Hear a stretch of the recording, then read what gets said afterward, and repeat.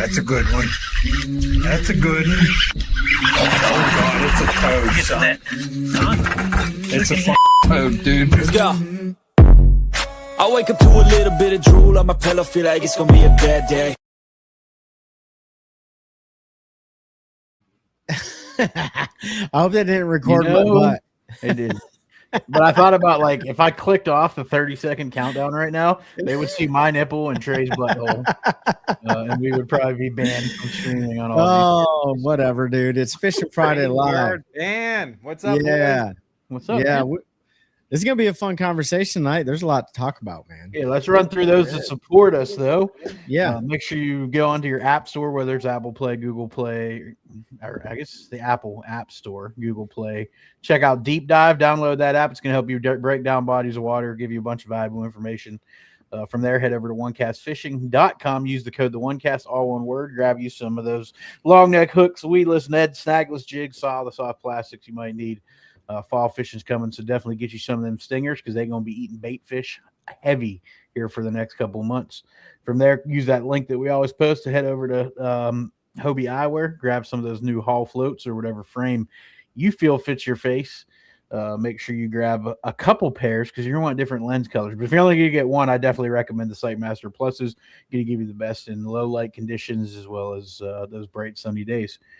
What am I missing? Uncle Terry. You make sure you buy a house in Central North Carolina, or if you're selling a house, to buy a house in Central North Carolina, hit up Uncle Terry. That's Terry Carpenter, licensed NC Realtor here in North Carolina. You can hit him up at carpentert@hpw.com. And as always, pay attention to your trailers. One of the most important things, one of the most overlooked things in fishing, I think. I know I was terrible about it, gotten much better. Make sure you hit up our friends over there at Waymire Distribution. Give them a call, 800-434-4824. I muted my mic. No, you didn't. 800-434-4824. No, you didn't. Oh, no. I hit the wrong one. Again, Waymire Distribution, 800-434-4824 to get all your trailer parts, pieces, whatever you may need. You're good. You're good. They just hooked my dad up. He was doing some trailer maintenance, so he ordered a bunch of stuff from them. Just got his older Ranger boat trailer all back together. And he may have to drag it down here to North Carolina for the SOGA tournament because I don't know if Trey's boat's going to be in yet. Trey's boat got delivered and was not correct and has to get re-delivered here. They're saying mid-October, so we're going to be chasing my boat. And Trey made a post about hummingbirds or Lowrances. Yeah, well, it's a good thing to ask the audience about, right? There's a lot of people that are brand loyal. There's a lot of people that don't care. They run Garmin, Lowrance, and Humminbird all at the same time based on what they like. I'm probably going to go with Lowrance, like I've been using for a long time, just because of the user interface. There's no doubt, and anybody can argue this they want. There's no doubt that Humminbird has the best mapping out there. Right, Humminbird has the best mapping. People will argue to the death that Garmin and the LVS 34 and the new 42 and the 44 transducers are the best live scopes or forward-facing sonar. I love Active Target 2. I think Mega Live 2 looks great, but there's no doubt that the user interface and the Garmin's customer service is really, really good. The best. Yeah. But Lowrance is an easy to use type situation as well, and I like to weigh in. I like to weigh in every time I see people talking about the best, right? So your experience with customer service is your experience. I have ran all three brands. I've had issues with all three brands, and I have had to call customer service for all three brands. Humminbird, Johnson Outdoors has blown all the others away. Garmin and Lowrance are equally terrible for me. I have $10,000 of Garmin units in a bin. In my attic in my house in Pennsylvania. They're absolutely useless. They were less than 3 months old. I had an issue. I called Garmin. Their response was a 20% off coupon to buy new ones. Yeah, they weren't willing to let me send them back. They weren't willing to do anything. So I won't ever have another Garmin product on my boat. But I know other people have had great. Because I've had great customer service with Garmin, with my Garmin. And and Pete's right. It's all in the. And I know Trey's had really good here with Lowrance. He's had a couple units. He's had some water intrusion.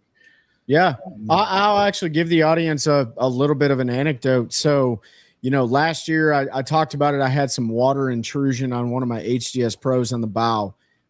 Had to go at the time. I didn't have the option to send the unit back, get a free unit. That is one thing. They're not going to warranty your unit out at a distributor. They're going to warranty it out from the factory or however that works. So I went and bought a third graph. Blessing in disguise, by the way.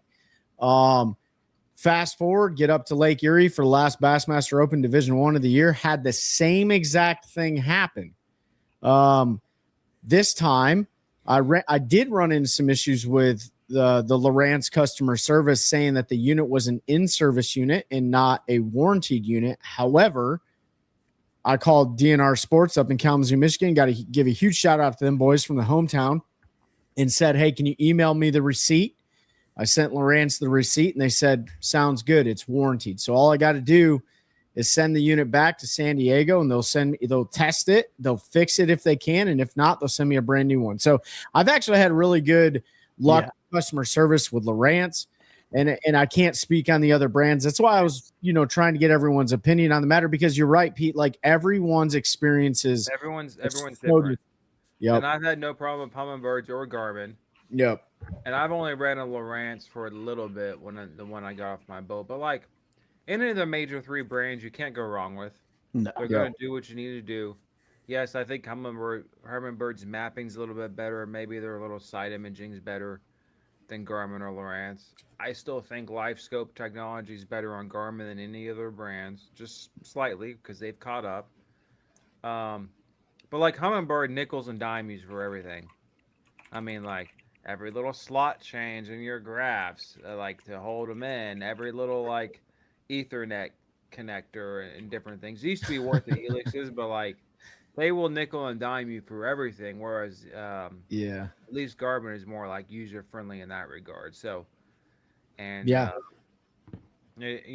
just pick the ones you want and you go with it. Like you can't be wrong with them. Look, man. So I don't know if Pete's watching the Panthers. No, I'm not sure. I'm sharing the live stream out to some stuff that we're fishing from the FWT Bobber said fishing from the bank, no electronic issues. Hey man, that is the cheapest and easiest way to go, man, and keep crushing it from the bank, because that's how, I don't know, pretty much probably almost 100% of us started in the game of fishing. And I still love fishing from the bank. I think every one of us does. Like it's fun and relaxing. So keep crushing it. I mean, I started on the bank, but then the first boat I ever fished out of, you got to fish out of with my old man. Yeah, dude.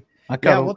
I won at least 5 or 6 Bassmaster Classics out of that old rowboat, man. I was never a bank angler. Oh, you never banked it? No, I've told this story before, but I mean, I did bank it growing up. We didn't have a boat or anything. We would cast off the shore. Maybe my dad borrowed a boat once or twice. But my dad's a way better hunter than me. He just walks out and kills a deer. But when it comes to fishing, that's like how I am for fishing compared to him. He can't even cast. Like it looks like Barry casting out there or something. But because ever since I was little, like he catch 1, I catch 2 or something. But we never had anything going up or anything. But I wanted to get back into fishing. I didn't want a bank angler, so it was the most expensive to date. And it wasn't Liz, my wife. It was a previous girl, but. I was dating back in Missouri. I said, let's go to Bass Pro, and I bought my first bass tracker. I walked in and said, I want that one. Let's buy it right now. Yeah. It was a tracker Pro 170 for like $13,000. Most popular bass boat in the continental United States, I believe, is the Tracker Pro 170. Yeah, I think it's like the 170 or the 175. I can't remember. Yeah. Pete Dubs, what up, dude? Yeah, so Pete talked about it a little bit before, and I'll give everyone an update. It's a really bittersweet moment for me, and we'll get into like the Elite Series and the Toyota Series and stuff like that, because there's a lot changing, a lot going on right now in the top level competition. But it's a bittersweet moment for me, man. Like I'm getting ready to get rid of my boat tomorrow, my Tracker 195. I've been running that thing for a long time. Pete's fished out of it numerous times with me. We've won a lot of money in that boat. We've had some great memories. And I think that's the biggest thing that like is the bitter part of it, right? Like all the memories, the multiple AOI victories with the Fishers of Men, just the fun times, and I got to have that experience with my dad before he passed in the boat. But the cool thing is, the sweet part of it is it's going to somebody that fishes at the collegiate level. He's a veteran. His mom is part of the Special Operations Bass Anglers team. So I know it's going to a good home. But like Pete mentioned, I showed up, and I got to give a huge shout out to White River Marine Group, man. Like they've done me well so far.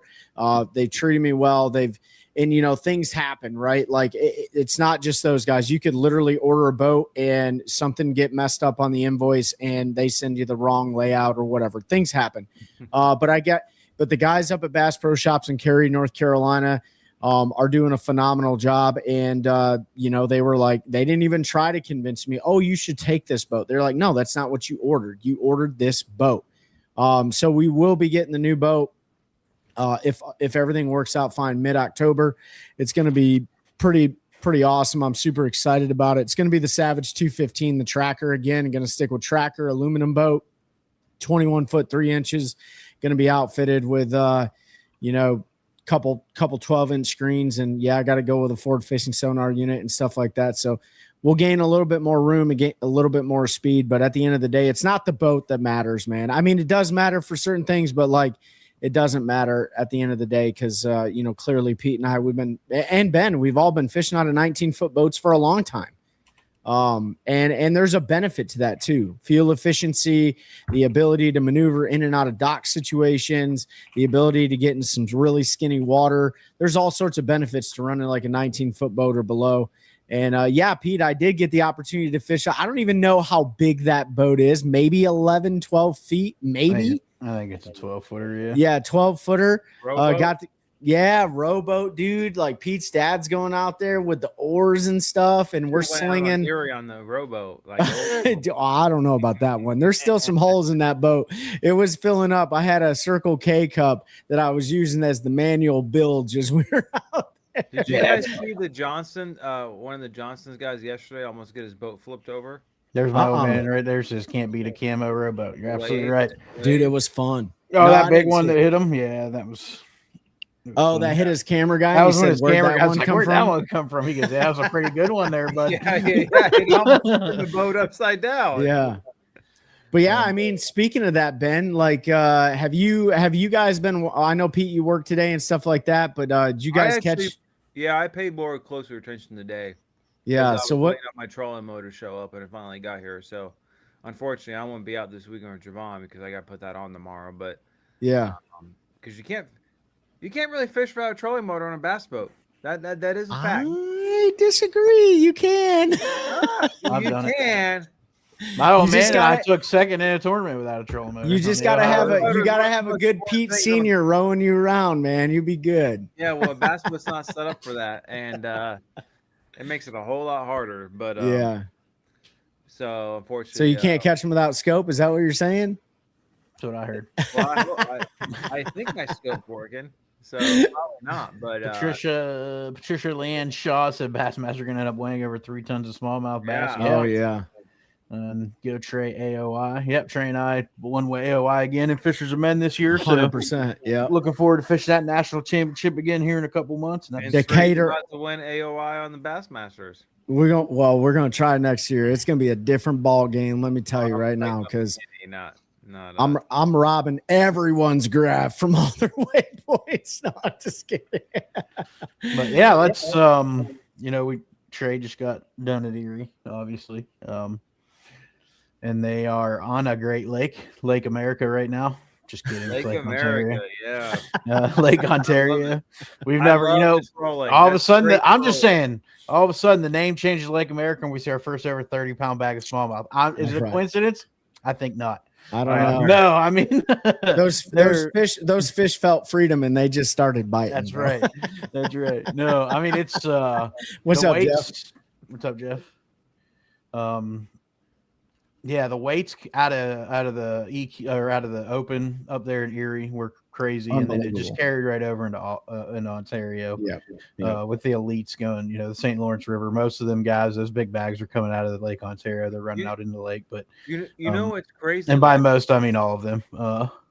Fishing pressure, FF, forward-facing sonar, whatever everything else is talking about. That's causing lake decline. Well, it's not causing lake declines up north. No. Well, Like it's just gotten better. I've said it once. Trey After said it. the last 5 years, every year has gotten better and better and better. No matter North, what body of water northern fish are the stupidest fish in North America. Mm. And nobody can argue with me. I grew up fishing in the north. Those fish are dumb. The only thing that changed has, they get a little line shy, but for the most part, if you put a bait, you may have to downsize, you may have to do some different things, but if you get a bait in front of them, they're going to eat it. Yeah. But we'll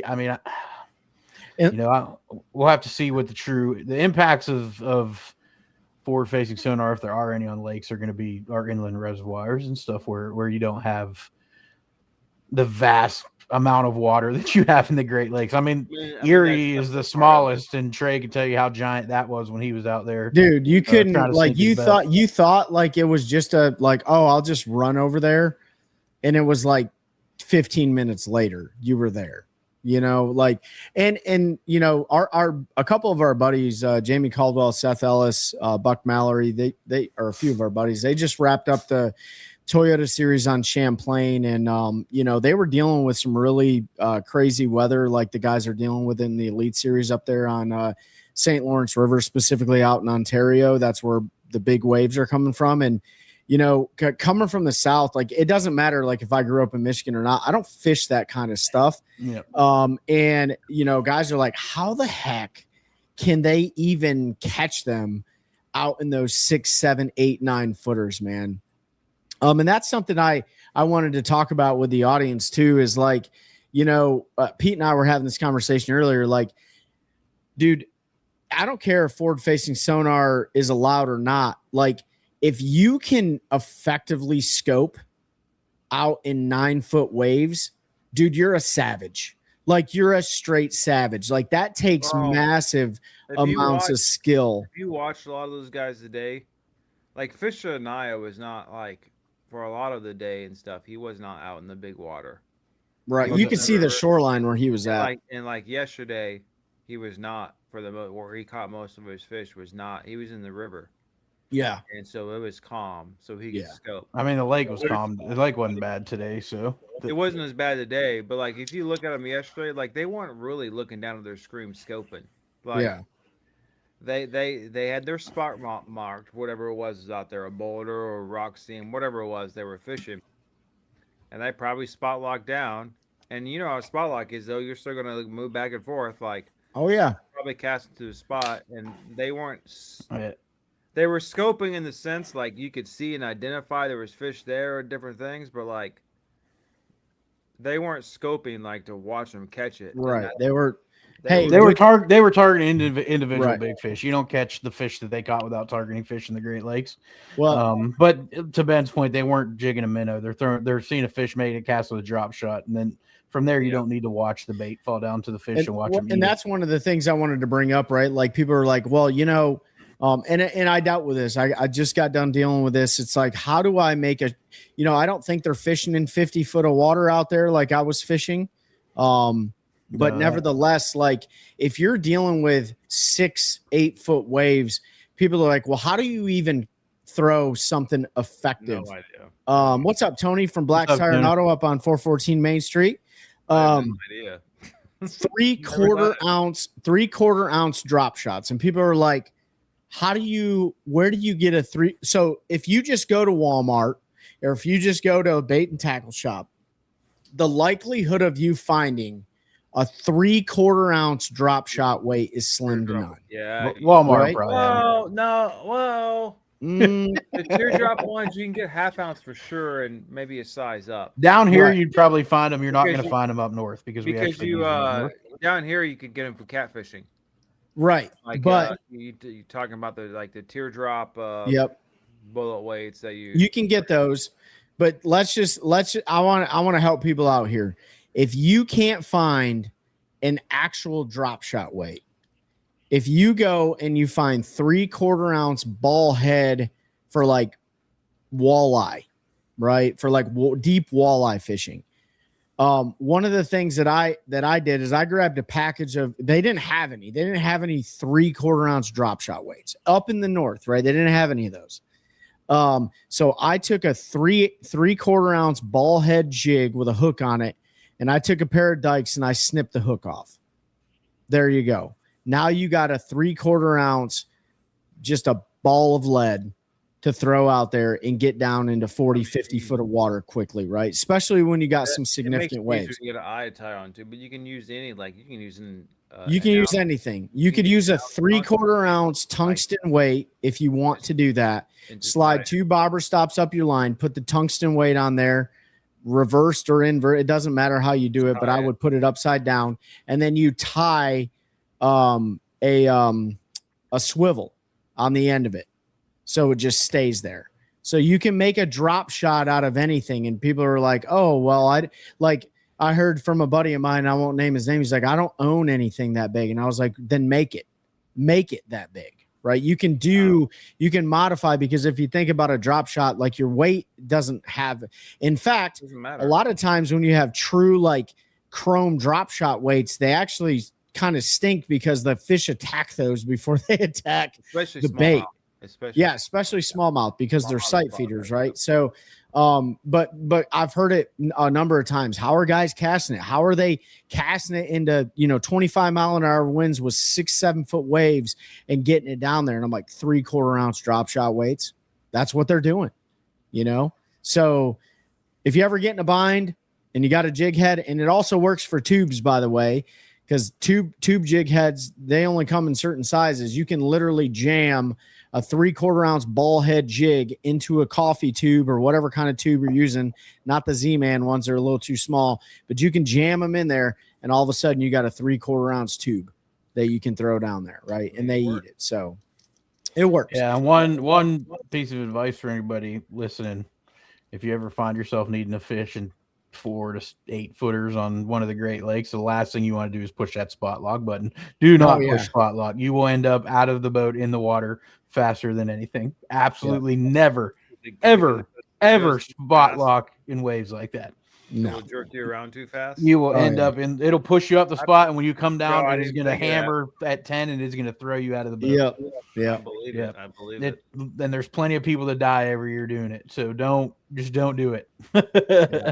That's a whole different ball game, man. Trey got to experience it really for the first time. I was fortunate to grow up fishing that, so have a bit more experience in that. And in 50 foot of water on a normal day, you don't need more than your normal 1/8 or 3/16 drop shot weight. But when it's blowing and you're fishing 4 footers, 6 footers, you got to go to that 3/4. Because one unique thing about smallmouth, and I've learned it here, especially like in the South, is like largemouth don't care about the size of the drop shot weight, but there are absolutely times where the smallmouth care about the size of the drop shot weight, and you have to go as light as humanly possible. Because if it goes too fast, they'll pay no attention to it. But typically on those terrible weather days when you really need that, they don't care. They just eat way better. And you also don't have to move your rod, right? That's the other thing that a lot of people are like, dude, the underwater current in a place like Ontario or Erie or any of the Great Lakes, or even a place like Champlain, you got to remember, like, when that bait is sitting on the bottom like it is, and you're holding that line taut, that's another thing too. Like, don't just go slack line with it. As soon as it hits the bottom, reel in that slack and hold it as taut as you can to keep that bait, however long your leader is, off the bottom. That underwater current is already making that bait do this thing, right? You don't have to sit there and jiggle it, You can dead stick it, man. It looks a lot more natural, in my opinion. That's the way I got bit. I would just throw it out there and look, targeting individual fish, and I didn't spot lock on anything. What I would do is I'd let the wind take me, and I'd let line out as the wind was taking me, right? And you keep it as taut as possible. You wouldn't even feel the bite, and all of a sudden there's just tension. You just reel into them, and there you go. Not like I did anything up there at Erie, but I caught a crap load of smallmouth, and every single one of them, I didn't feel the bite. The only fish I felt the bite on was a walleye. It was the only fish I felt the bite on. And those are like bringing in a bag of socks. Like, then you got 2 head shakes and a bag of socks. Huh? Did you fry him up? No, dude, I didn't. I caught 12 the first day, and then I caught a 26 incher the second day before I had to go back in. So, yeah, I mean, like those guys, Pete Dubs said I think one of the greatest things about fishing is getting creative. You can make anything. I think that was Pete Dubs that said it. Yeah, it was. And you're absolutely right, Pete. Like you can get really creative with your baits and stuff like that. And, you can Carolina rig a deep dive and plug if you really want to do it. But so that's how a lot of these guys, they're innovative, they're creative, and and if they see a fish on scope, they're going to cast in that direction, even if they're 6-7 foot waves, and they're going to hopefully expect that fish to see exactly what just went down to them, and hopefully they get it. And that's exactly what Trey McKinney did today, kind of transitioning into the Elite Series right now. Man, he dropped an absolute stunning mega bag today, 30 pounds, 11 ounces on day 2, which has him in the lead. And it all boils down to tomorrow. Huh? He's almost a 4-pound lead.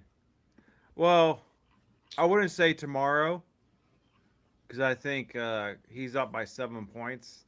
Trey is right now in AOI, even though Corey's sitting in 4th. So if they both make the top 10, I think mathematically, if somehow Trey finished 10th and Corey won, Corey wouldn't Angler of the Year, but like it's almost like he's setting 7 points up, and he's 3 spots ahead. And so it's I mean, time's running out. It's getting tight. Oh yeah, He's also got a 4-pound lead, which can be really hard to pass.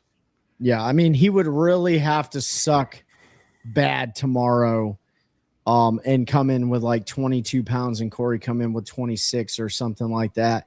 And it's not impossible, right? Like the Johnston brothers. But it's even crazy. Like what I say, 7-point lead. So like, I mean, like Trey could drop to 15th and not make the final day cut. But if Corey doesn't get like above 8th, like then it doesn't matter. So like that's true. It's gonna be it'll be a tight finish, but he is I don't know if you can bet on, I don't know why you can't bet on bass fishing. We need to change that. I think you can, can't you? Yeah, you can. No, it's not like on Kalashi or FanDuel or like Polymar.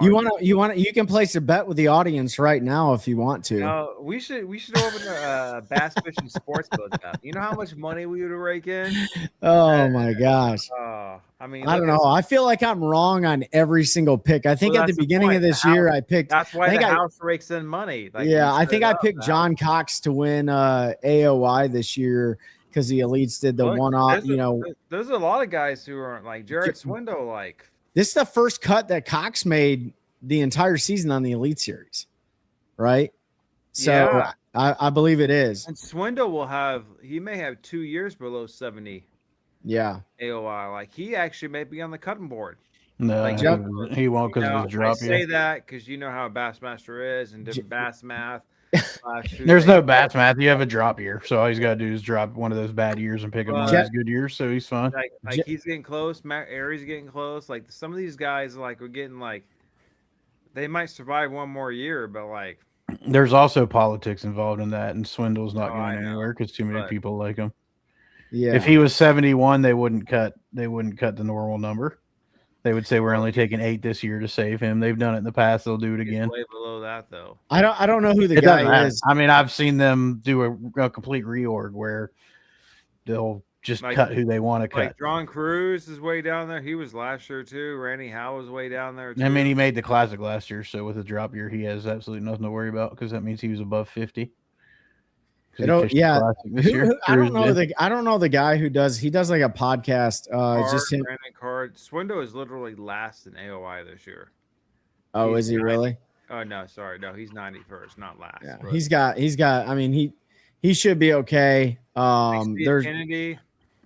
It would suck to be like a second year dude. Like if you have a terrible rookie year and then you have a terrible second year, like you're gone. Right. Well, and I think actually, as I look in the bottom 7 days, there's none of like there's really not any like young guys. So I think Brandon Card's on the chopping block potentially. Emil Wagner could Where's- be there. Greg DePalma.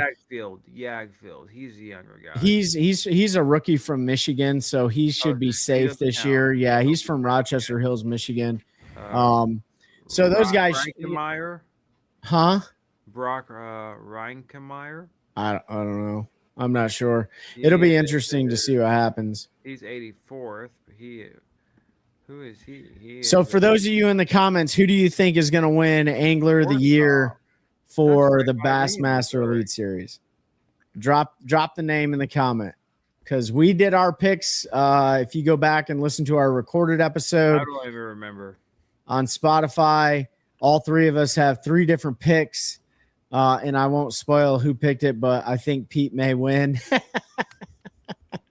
But it'll be an interesting race. So can McKinney pull it out? Pete Dubs said think he McKinney.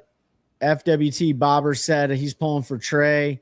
Yeah, I wish I was the Trey, but he's Trey number 2, because I was here first. So he's way better at fishing, but I was born first, so eat it. Mark Menendez retired. Oh, he retired. No kidding. So Yeah. Mark Menendez, he retired. Today was Mike Iaconelli's very last day.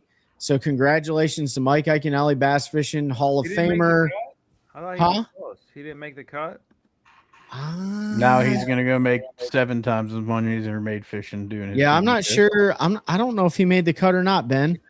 He was 83rd. He caught 41 pounds. He averaged over 20 pounds a day and was 83rd. Yep. So today was Iaconelli's last day fishing at the top level of competition. But 20 yeah, Pete, pounds and didn't make the cut.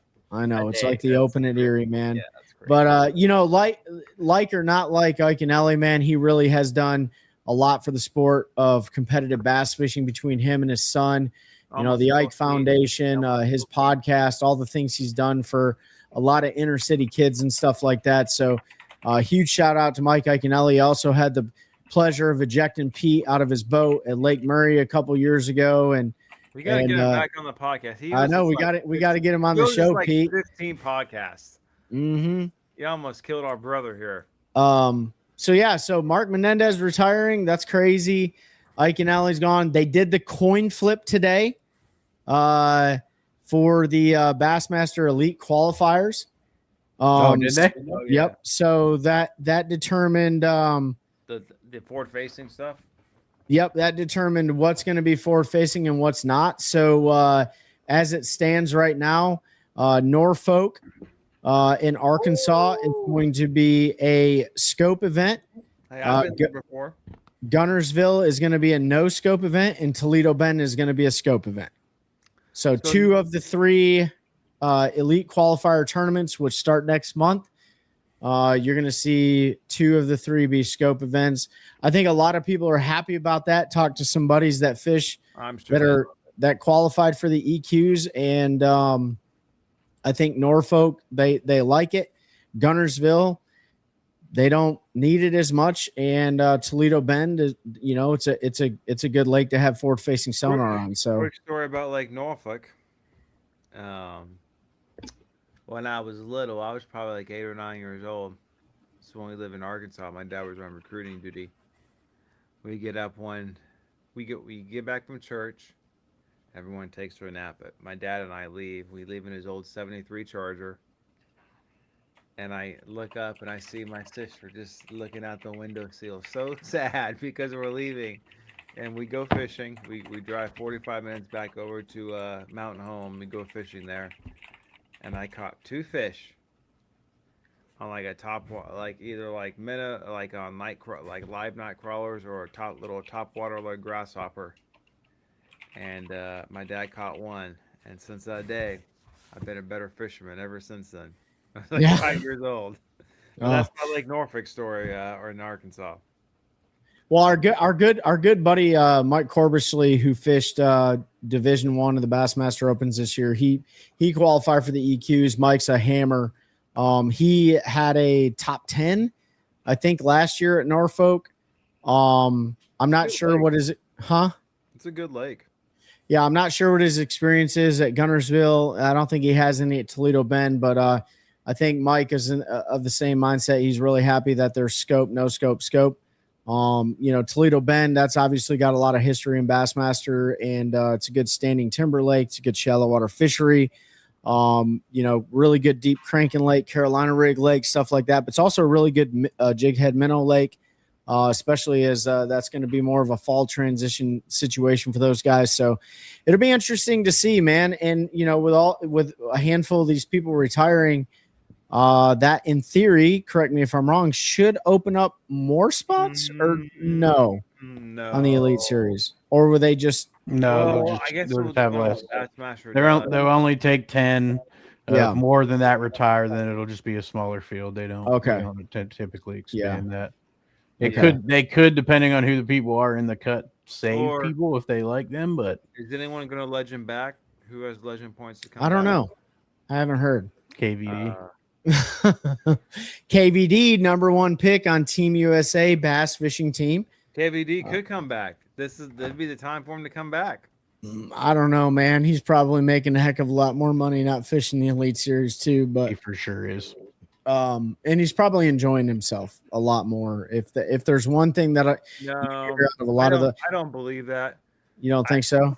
No, I believe if you're a dude like him, like the way he's wired, like any of these high level competitors, like, and I haven't seen he's found anything else that really like will get that same itch, but like no, it's like nothing's gonna get the juices going like it is going out there to compete and try to dominate guys. Like, yeah, I mean, I don't know. He's not doing it like I don't know. He's not making movies. He's not like and I don't know all his business dealings, but like you see guys like him, like I compare him to like what's up, David Fuchs or somebody, right? Top of their level, absolute like one of the greatest, just dominates. When they get off, like they do all these other ventures that like try to scratch that itch, and like I don't think I don't think he can just sit back and retire. He's not wired that way. I don't know. I mean, I think he probably does miss it for sure. I think KVD also has mixed feelings on the whole forward-facing sonar deal. He's publicly come out and said it before. I think Pete, you and I had a conversation about that the other day about, forward-facing sonar, and, a lot of these veteran anglers have their opinions on the matter. Rick Clunn had his own unique opinions. KVD has his and stuff like that. Obviously he used the technology when he was over in the Bass Pro Tour because he had to, especially in that format. But, I think about the only thing KVD would want to do is win a 5th classic. I think he's a 4-time classic winner. I think he want, a 5th classic would really, no one's ever won 5. No. So him and Clum are tied for 4. Yep. So I think if there was anything, it's like he would love to break that record. You know what I mean? But I don't know, man. Who knows? I mean, he needs to come back to Bassmaster. I mean, like, yeah. Brent said they are keeping him very busy. Oh, I'm sure they are. I'm sure they are keeping KVD very busy. Someone saw, because of course he's a Humminbird guy. I guess Humminbird is supposed to release something in the next couple of days or something. That's supposed to. I don't know. What is it, Pete? Didn't you say something about it? October 6th, they have something new coming. Oh, that's my birthday. Oh, well, there you go. You should get something from Humminbird for your birthday. Humminbird, if you're listening to this. Someone said, because KVD was like, Humminbird's releasing something soon. Can't wait. And someone said, I can't wait to be something live sonar related so I can roast him for what he said. He's, he's promoting his brand, but, he said that other stuff about live sonar. So, yeah. Well, but it's funny to look at the comments like that, but if I'm KVD, I'm doing the same thing. Like, this is your sponsor, you're gonna promote them, but like, and it's just one of those things. Like, he needs to come back. He needs to come back to Bassmaster, his legend end, and come back and compete. Like I said before, I think you should be able to give your legend points to people if you don't use them. KVD, I would like 1 legend point, please. Breaking Let, news. let me bypass the gauntlet of what's considered the opens and stuff. Hold on. That's There's comments on mine that don't come over because I forgot to change to public.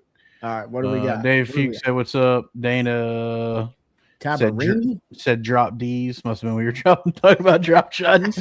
And he said you can bet on Pete catching a monster next month. Yeah, I'm gonna go over there and fish for some old drum with Dana. So looking forward to that. I'll play to the Steve Loper said breaking news: Elevate move championship to Jordan from Bugs. Thoughts on that? Effect on winners, etc.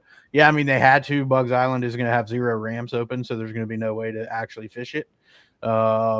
And they picked where they could get a permit. You're going to have.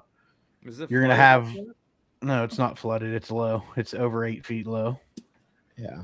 Okanichi closes Lats ramp today, and all the other ramps will be closed by the end of this week. Because there's less than 3 foot of ramp left in the water. I don't know. It's going to have an effect on the winter. It's also going to have an effect on boat numbers. You're going to have a lot of people that don't fish because it's at Jordan and they don't want to go live scope brush piles, and that's what's going to win it. And there's people that don't want to do that, and they're not going to fish it. I know of at least 4 boats that qualified that aren't fishing it just because they don't want to fish Jordan Lake. So you're going to see maybe 20 of the 60 something that qualified fish it probably. So if you fish it, your odds are better. Yeah, you'll have better odds. Is the championship free event or is it still paid? No, you still got to pay for it. Oh, okay. You still got to pay an entry fee. It is 10,000 guaranteed, but it is. But the payouts will be lower, right? Like if they don't draw enough boats, then they won't pay down as many times, right? Yep. But Pete, we had a conversation about that before the show, and Steve, I'm glad you brought that up. I think it sucks because a place like Kerr Lake, Bugs Island, whatever, is a real lake. It's kind of like Pinocchio, like he's a real boy type situation. Like it's not a big fish factory, but it is a fishery that is way more designed for pattern tournaments and stuff like that outside of a place like Jordan Lake, which if you know where they're at, you know where they're at. If you don't, you don't, right? Or if you don't, they're not there. But nevertheless, I think, and I don't want to steal Pete's thunder on this, but one thing to understand, because there's a lot of negativity in the fishing world about like, well, this is bull crap. We should be able to fish this lake. And it's like, those lakes were never designed for you to fish. Like that's a benefit. Yeah. They're power generation lakes. They're flood control reservoirs. The power generation lakes. That's their number one priority. Fishing is secondary and tertiary to that. Recreation is secondary and tertiary to why the lake exists, right? Yeah. John H. Kerr Reservoir wasn't built so Trey Thompson can go out there and go catch, spotted bass in Eastland Creek. Yeah, you just got to remember that there. At any time, any of these organizations that actually own and control these lakes can shut them down to your use. They do. Them letting you use their lake is them trying to be a good neighbor. But if we keep going out there and destroying stuff and doing things to these bodies of water, eventually they're going to say that's enough of that, and that'll be the end of it. Did it on Mayo with the docks. They made everybody pull their docks out, except for a few. There's been threats on other lakes, but just remember tomorrow Lake Gaston could have no docks because the Lake Gaston and FERC can come in and say no more docks on the lake, and gone they are. You don't own that lake or any right to. You are allowed to use it as a resource. So, and then I don't try to argue with people on that and bring that up, but it is a fact of the matter. Like we don't have a right to use that lake. It is a government controlled or a government entity or somebody the government contracts to serve a specific purpose. And that's what it is designed for. So Kerr's doing exactly what it was designed to do. It is providing water because Gaston has to be between 299 and 300 feet. That's right. It has 1 foot of disparity to be able to generate power. If it drops below 299, they can't generate power, and it risks power outages to hundreds of thousands of people potentially. And we're in the hottest part of the year. So it's doing its job. Don't get mad. Go to a different lake. I mean, Gaston's full. Go there. Or go out on Bugs and mark all the low spots. Well, you could if you could. Well, you got to go out in a rowboat because the ramps are closed. So. Hibernia is about Hibernia is open. I don't So think so. Somebody posted a drone shot. I don't think you'd be able to launch a bass boat in Hibernia. Oh, really? I saw There's these maybe videos. 3 foot of No. ramp before you I get to saw the this end. video of these old boys the other day out west. It was like just a pleasure boat, and they literally went off like basically off a cliff like this. Well, if you want to do that, go for it, I guess. Yeah, Drop go the ahead and boat tear in. your stuff up. Got the boat in. Why would I turn off my air conditioning, David Fuchs, when it's 100 degrees and They made 90% it work. humidity?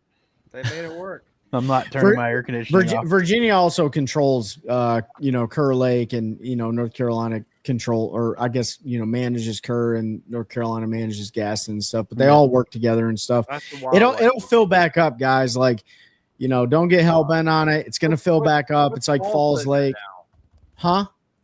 What's Falls water level right now? I'm not sure. I haven't even paid 248, attention to so it. Yeah, it's still like 4 foot low. It's like 3.5 foot low still, but Jordan is normal. Yeah. I mean,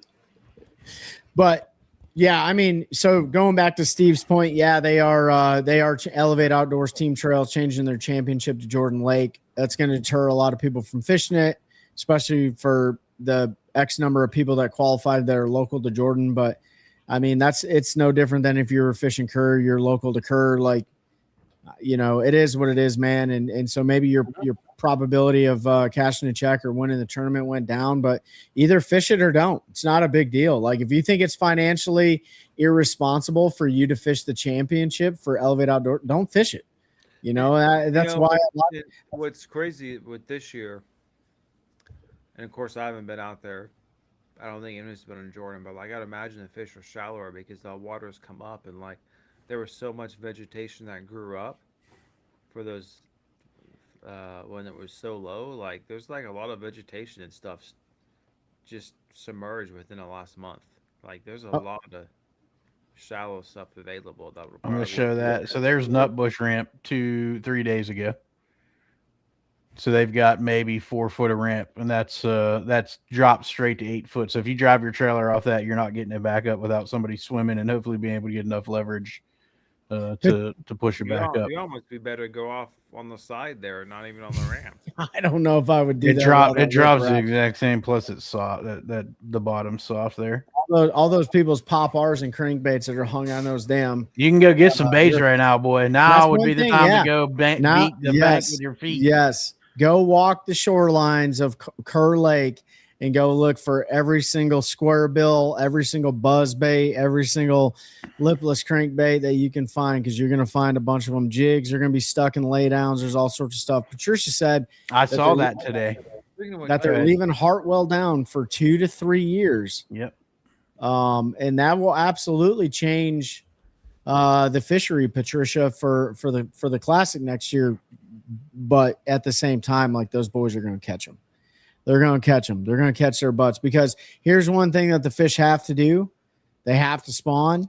So if the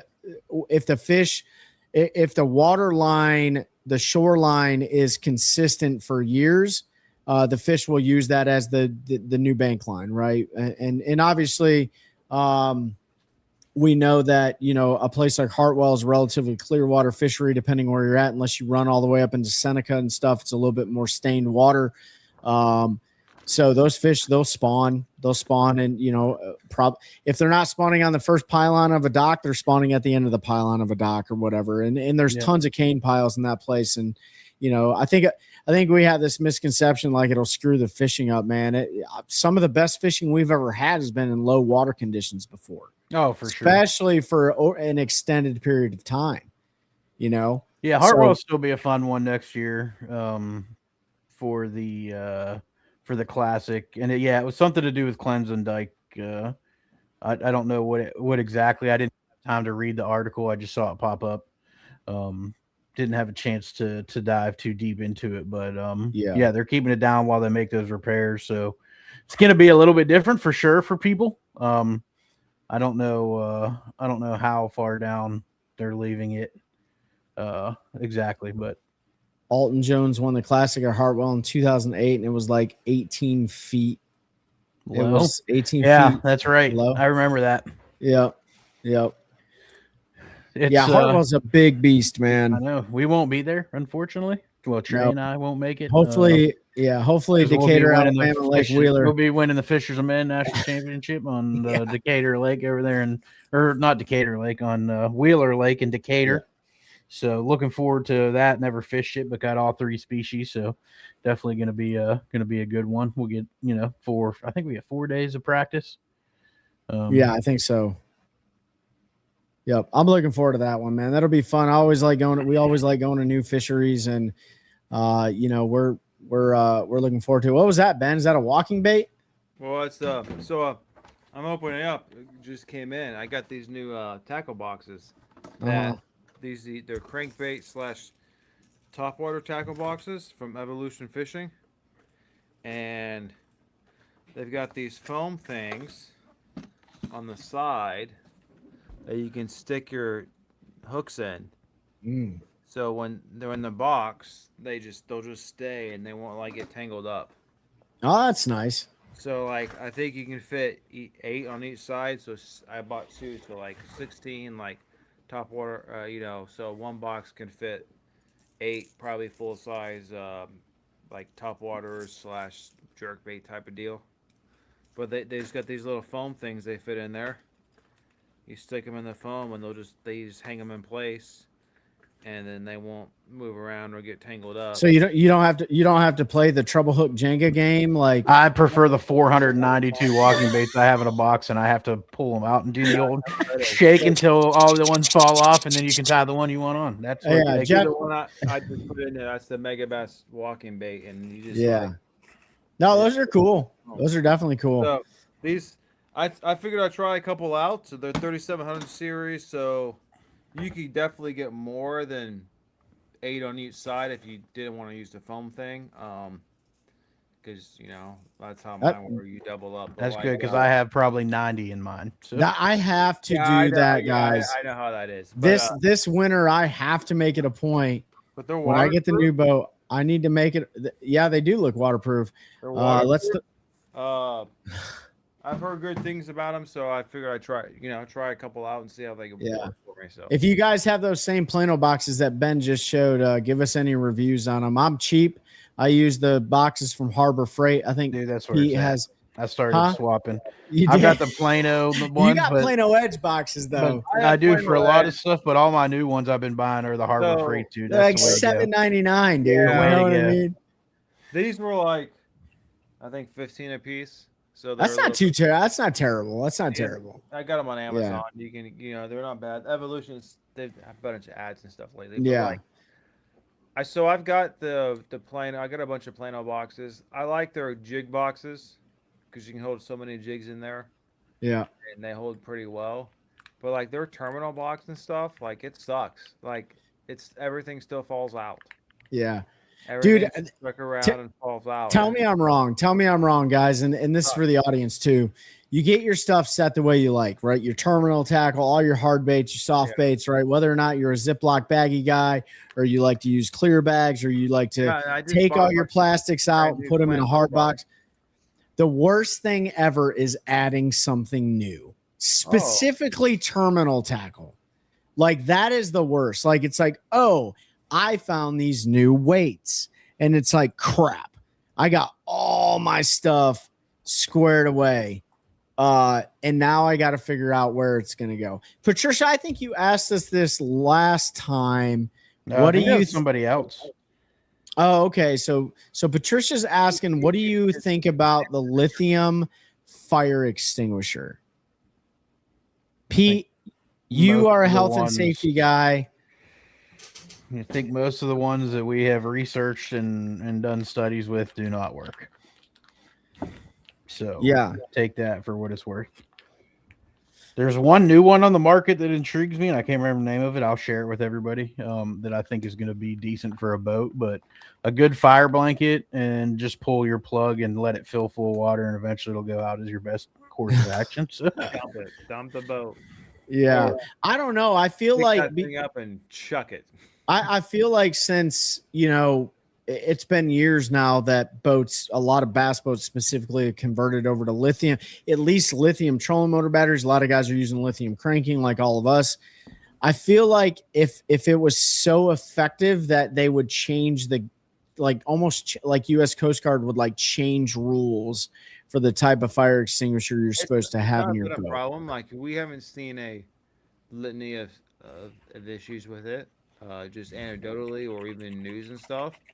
And heck, there might be lithium may have less fires than lead acid batteries, to be honest. I mean, I've definitely seen a handful of anecdotes on the internet, you know, whether or not it's Elite Series anglers or so on. But like, I don't hear about it a lot. Yeah. So the Coast Guard reports a 25% increase in vessel fires with lithium batteries. Oh, really? Since they started tracking it in 2023. Yeah, but what boats are they talking about? Are they talking about like it's any boat with lithium, from pleasure boats to yachts. So 25%. Everybody I know and I know personally 4 people who have lost boats in a fire, and it's all been lithium battery related. And it's mostly because they buy cheap crap lithium batteries off of Amazon. The people who own Battleborn and all that, they're like under a lawsuit and stuff right now. Oh, really? Mm-hmm. Yeah. It's actually coming from this YouTuber. He was doing a test on all their stuff, and like their stuff was not testing out like the metric said it should. Yeah. And they sent him like a cease and desist, and he's like, "No, like I'm doing like this is what I do." And so there's a huge lawsuit and stuff all over. But it's the people who own Battleborn, and it's basically, I think it was like their batteries, like their safety features were not as safe as what they claimed them to be. And I was like, because it caught my interest because I saw Battleborn in his thumbnail. I'm like, well, I know that from the bass industry. So like, what's going on with these? But yeah, you're right, Jeff. Water will put it out, but you're talking a significant amount of water. So for instance, for an average Tesla, if they have a lithium battery fire, minimum is 60,000 gallons of water to extinguish that. It's so bad that in LA, the fire department bought a roll-off dumpster. And when a Tesla catches on fire on the highway, they just back that up and push it into it with an excavator, essentially, and then they fill that full of water and just let it burn out. The good news is there's a whole lot less fires with Teslas than conventional vehicles. It'll work. It'll work. You know, water will work, but it needs to be submerged. And when you're talking about the load and multiple cells of a 12-volt battery, you're not gonna be able to get enough water on it, and you're not gonna be able to pull it out to throw it into the lake. So, once they lock in the extinguishers for lithium batteries, it'll take care of it. I know the one Volta's using is tested really well. They're actually building a extinguisher, essentially a sprinkler system with a system into their batteries now, so it senses fire and it immediately dumps. And I know Volta will get Bo on to talk about it a little bit. We need to get him back on. He's got some other stuff I want to have him come on and talk about, but that's a good one. But yeah, you've got to fully submerge it. Like you said, we use a bucket of water for drones with stuff you're doing. So you've got to get your lithium battery into a bucket of water if it catches on fire on your boat. So like I said, pull the plug and let your bilge fill up, and it'll eventually burn out. But you can't. It's one of the biggest concerns in everything industry, all of that, because I mean forklifts and everything are going to lithium batteries, and when there's a fire, like you just lock down the section of the building and let the sprinkler system dump water until it goes out, because there's really nothing else that you can do. So it's a fun one.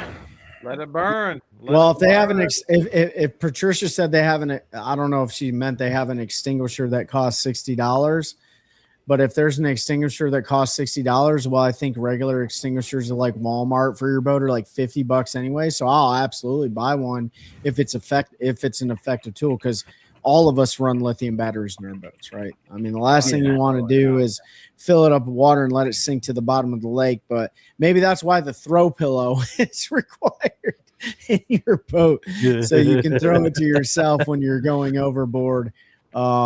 Which it always surprised me, man. And I know we're getting ready to wrap up here, but some of the safety equipment surprised me in a boat sometimes, especially when you're going up north. Like you need a rope that's like 50 foot.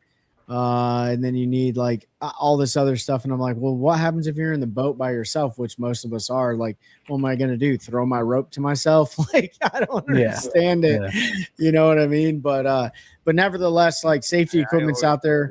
And if you have a great idea, like it's a great business opportunity to make something like that so you can build some more active or passive income. So I always carry enough rope and 550 cord in the boat because you never know what's going to happen. you never do. That's right. You never do. Can't go wrong with rope. Like you got to tie with somebody, you got to tie with something. Yeah, just don't store your rope on your lithium battery. So if they catch on fire, it burns to the ground.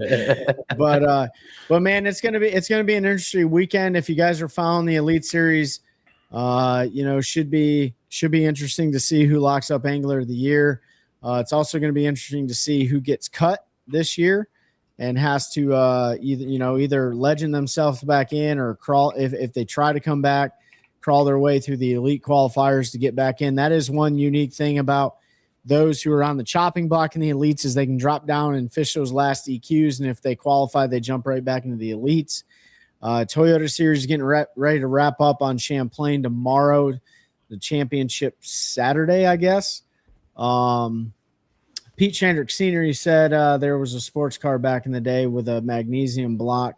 Stand back and watch it. Oh yeah, magnesium, fire, and water don't mix. Oh yeah, for sure.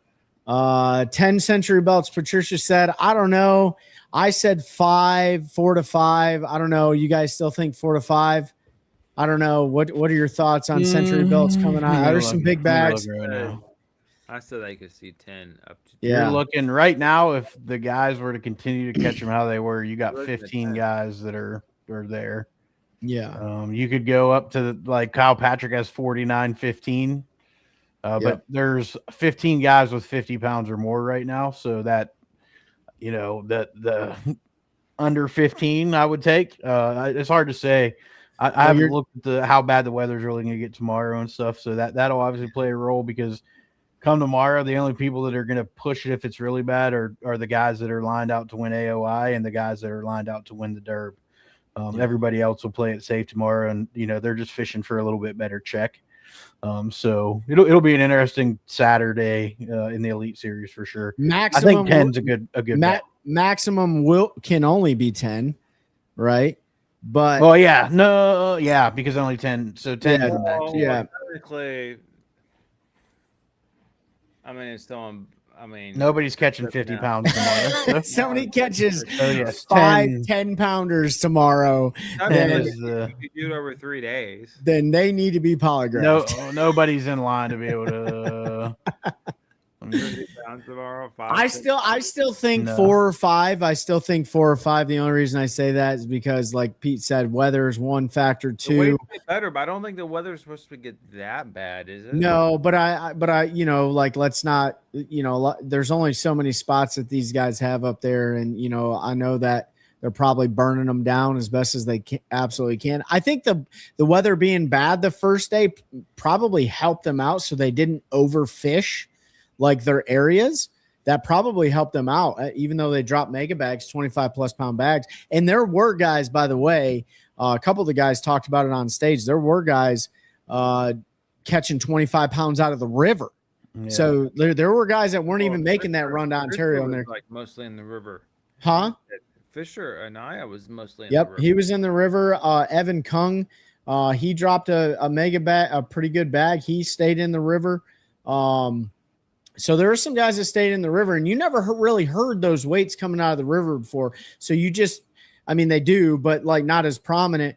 But so you say river, they're so close to Lake Ontario. Like if we're takeoff, we're not that far up the river. It's not like it's that crazy. Right. But nevertheless, I think you're gonna. I still stand by 4 to 5 Century Belts being come out of this. There definitely could be 10. I think you can get 8 to 10. All right. Well. Brent, or Jeff Warner said he bets you $1,000 that there's 7. No, I'm just kidding. Jeff didn't say that. So, but yeah, guys, stay tuned. Watch the elites. Watch the Toyota Series tournament. National level tournaments are wrapping up. There's going to be some changes in the industry, format changes.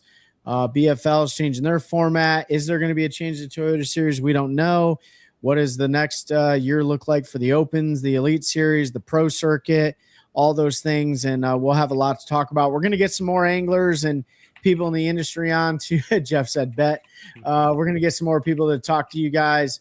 Maybe some tournament season recaps and stuff, maybe some lessons learned along the way. And if you're thinking about fishing nationally next year, the BFLs look pretty good, especially if you're a team format guy. And so it should be a pretty interesting 2027. And Ben, Pete, you guys got anything else? No. Let's end Nope, it. I'm good. Hey, make sure you guys head on over to all those people that we talked about at the beginning of the show that show us the most support. And listen, November 6th, Special Operations Bass Angler Annual Mark McCowan Charity Tournament, Lake Norman. Awesome event, great cause, team tournament. You can fish it solo. Seth Ellis, our good buddy's got a title to defend. I'm not sure if he's going to fish it this year. It's a great time. Please come out, show the support to Special Operations Bass Anglers. And thank you guys for hanging out with the One Cast and helping us continue growing culture of anglers, helping anglers one cast at a time.